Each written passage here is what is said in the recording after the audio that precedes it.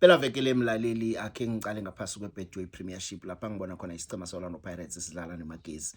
Kulithuba lesicema seOrlando Pirates ukuthi siwuthumbe umdlalo sikhambe siyokujama ebujameni bokthoma njengoba nje sazi ukuthi isebujameni besithathu ina 2 games in hand okuyinto ke umnyanga ibala ukuthi nange bayisebenzisile imidlalo leyo amathuba bokuthumba ileague abamahle. Khumbula Orlando Pirates yagcina ukuthumba ileague ngesizini yaka 2011-2012 manje ke isizini lekubonakala kungiyo lapha ngathi banethutshana lokuthi bangayithumba kukibo ke ukuthi nayingekho iSundowns nje benzani. Omunye umdlalo ngwesichema seChippa United. iChippa United kunumber 15 idlala nesichema esidlala kuhle hle isichema seDurban City. Asazi ukuthi yona izokwenza njani. Kunumber 15 idlala neDurban City ukuthi izazithola ibalekile noma nayo izabe isahlezi lapha nakuphela iphela veke kuza kutsho imphumela. Kanti ku Champions League iSundowns ikhambile ichinge eRwanda yokudlala neAl Hilal. iAl Hilal idlala imidlalo yayo eRwanda njengoba nasazi ukuthi eSudan kunepi. Manje ke zingichema ezibambeneko ngunumber 1 no number 2 ziyalingana ngamaphuzu. Kwaba nesichema esithumbako kulomdlalo sikhamba kamnandi ku number 1 sijama sodwa ngamaphuzu kodwa nazadlala ngokulingana ingchema embilezi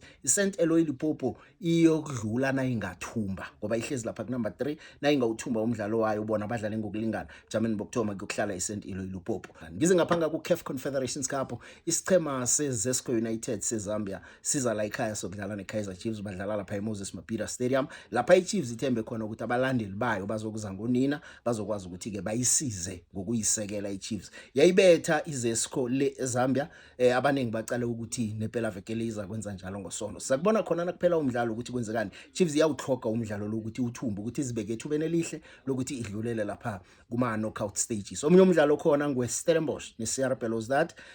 iStellenbosch basibetha le Algeria ngo 2-0 nje kuzakumele sizibuyiselele sazi ngoba nje sesihleze ebujameni besithathu siyawuthloga umdlalo lokuthi siwuthumbe ukuthi naso sikhulisa amathuba waso ukuthi siyokudlala ama knockout stages. Sengileyo nje ngingase ngiyithinde kwanamhlanje imidlalo siya iphela vekeni engikufuna ngombono wakho ukuthi imidlalo esengiyithindilele ubona ngathi izokukhamba njani ngase uhlolela enzasi sizokuthi wena uthini kukhanya ba Akwande mlaleli ngiyakulotshisa namhlanje kwahlelo lethu lemhleni ihlelo fulela onetwa uGwekwezi FM.